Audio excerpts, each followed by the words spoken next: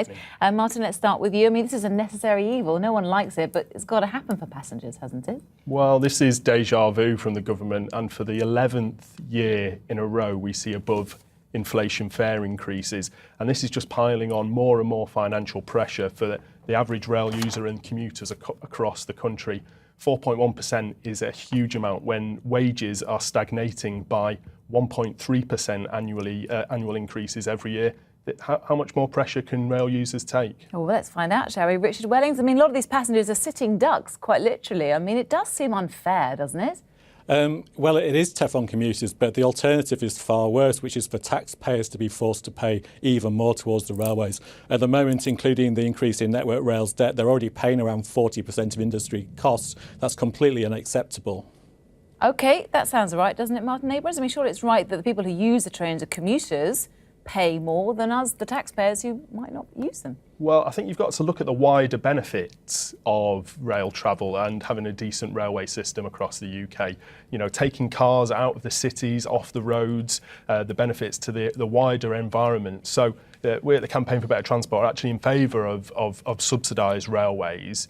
And even for people who don't use that. So for someone who never gets on a train, they should subsidise the rail system in this country, even though they don't benefit from it. It's about looking at the wider benefits. So people who may never use the train benefit from having a good railway system across the UK. Like I said, the wider environmental, economic and social benefits of having a decent railway system, it's actually immeasurable. And we would say to the government that they need to subsidise the railways more and bring rail fares down, because the railway system is the driver to our whole economy. OK, let's have a look at some of these fare hikes in a bit more detail, because we've done the maths, and currently a 12-month season ticket from Birmingham to London costs £5,240. There it is.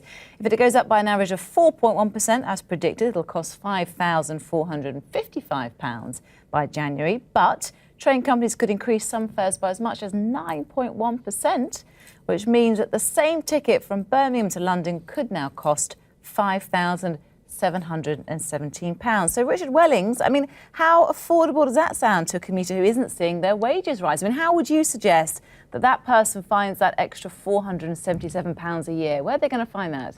Well, I mean, this isn't ordinary people we're talking about. I mean, long-distance commuters tend to be, on the whole, much wealthier than the general population. Hang on a second. That is a wide-sweeping generalisation of a statement. How do you know who these people are? We know that from the various statistics that the government produces. It's not like bus travellers, who tend to be much poorer than average.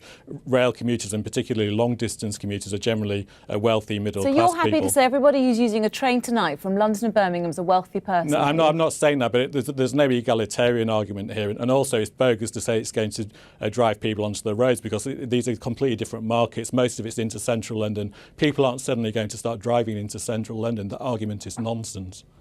Well, the alternative is people might have to give up their jobs. I think it's frankly ridiculous to say that everyone who travels by train is a wealthy individual. I didn't say that at all. Well, that's it sounded like that's it. What your no, I point said on like. average they're much wealthier than the general population, which is completely different. I mean, it is becoming, the fact that the railways are becoming a bit of a rich man's toy, but what it means is that average rail users who aren't on massive salaries are having to scrimp and save and sometimes make life-changing decisions. Even though passenger numbers are on the up, so your argument doesn't work on that front, does it? Passenger numbers are up, but people are having to find that extra bit of money from making cutbacks elsewhere, and it's about people's quality of life and people having a decent life and being able to afford to get to work. This is what it's about. It's about people travelling into work and having the capability to get to work, with affordable rail travel. Richard Wellings, a lot of people think that this extra cost just goes to line the pockets of shareholders. Is that what's really happening here?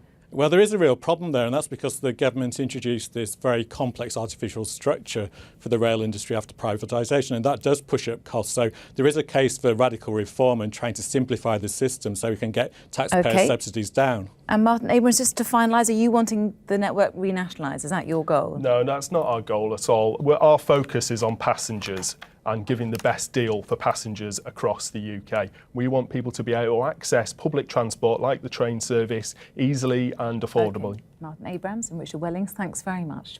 Thank you.